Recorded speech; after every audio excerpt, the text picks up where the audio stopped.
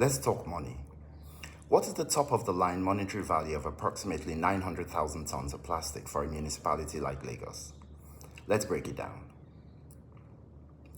The World Bank Group and the federal government have increasingly focused on the Lagos State Ministry of the Environment and Water Resources to turn solid waste into an economic resource rather than just an environmental burden. Federal guidelines now allow stakeholders in Lagos State to formalize the recycling value chain and access appropriate financing for coastal and drainage protection. That last phrase, coastal and drainage protection, is worth sitting on for a second. Every rainy season, Lagos loses money to flooding. That traces back in no small part to plastic choked drains. Nobody puts a line item for avoided flood damage on a waste management balance sheet. But somebody in Lagos State Ministry of Finance should. Nigeria's Extended Producer Responsibilities, EPR, and packaging regulations, the National Environmental Standards and Regulation Enforcement Agency, NESRIA, has made plastic waste management legally binding for producers, shifting costs from the taxpayer to the manufacturers. Companies subscribe to producer responsibility organizations, PROs, such as the Food and Beverage Recycling Alliance, FIBRA. Instead of a direct tax credit, EPR acts as a compliance contribution paid by producers to cover the waste management companies face, modulated base fees per ton of plastic, with higher fees applied to difficult to recycle plastics to encourage eco-design. The legal definition of a producer is intentionally broad. It groups three categories together under one umbrella: producers, importers, and brand owners. This is how imports are taxed and accounted for under Nigeria's Extended Producer Responsibility, EPR. Importers must secure an environmental import clearance, EIC, through the NESRIA single window platform. To keep it, they must register with a PRO and declare plastic import volumes. The liability shifts. Packaging accounts for roughly 63% of Nigeria's plastic waste. So international brands and local trading hubs importing goods into Lagos should end up funding the cleanup of their own post-consumer packaging. Evaluating a project of this scale means looking at the two most obvious paths available: plastic credits and carbon credits. Lagos recently launched a voluntary carbon credit register, and within a few years, companies that pollute will be mandated to balance their books against the environment. We must avoid leakage at this stage. Foreign companies buying foreign credits to balance local books, or Nigerian companies burning scarce dollars on foreign credits to dodge penalties. We need our own pipelines for both credit types, built and verified locally. Plastic credits refer to a set quantity of material prevented from entering the environment.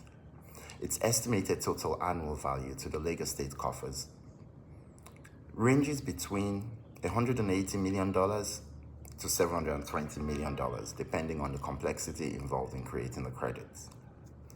Carbon credits refer to the significant emissions tied to extracting and manufacturing virgin plastic, which recycling plastic avoids. Its estimated total value to the Lagos State coffers ranges between $27 million to $270 million, again depending on the quality and complexity of the process and its measurable impact. Depending on which routes we take, the state's coffers could make anywhere from $200 million to $750 million.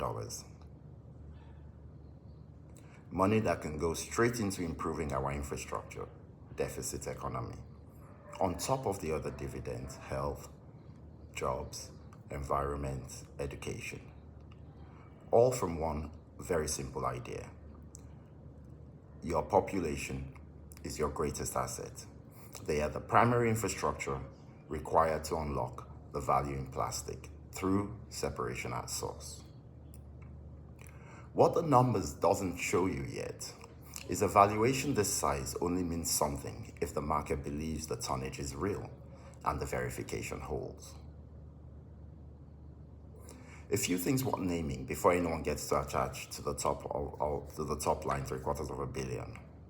Verification isn't free.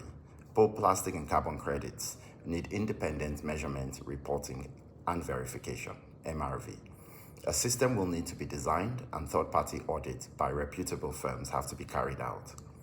We have been here before, we write on the beach, where we not only designed the system to remove the plastic, but a transparent plastic credit scheme with watertight third-party verification on our own tonnage numbers. That cost sits between the gross credit value and what actually reaches Lagos. It can eat between 15 to 30% of the headline figure, depending on the registry. We must be aware of the risk of double counting. A ton of recovered plastic can't honestly generate a full plastic credit and a full carbon credit for the same avoided emissions story. Regulators and buyers will ask which claim is primary, and it is worth deciding our own answer before someone else decides it for us. And we must consider the informal sector's labor. It is an embedded and unpriced value. Every ton in that 900,000 has already been touched by hands. Waste pickers, aggregators, sorters, whose income this whole model depends on.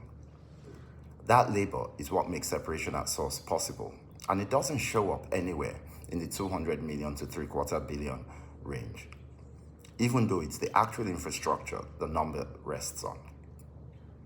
Avoided cost isn't the same as new revenue, but it still counts.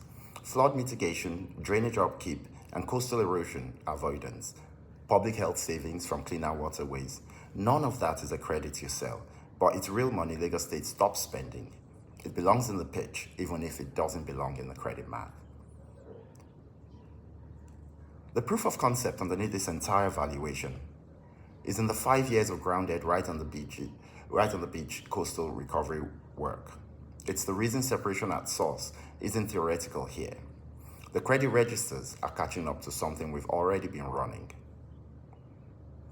Coming next, what does separation at source mean to you and me? My name is Akitunde Disu. I am an intersectional environmentalist and founder of Right on the Beach, an award-winning environmental project.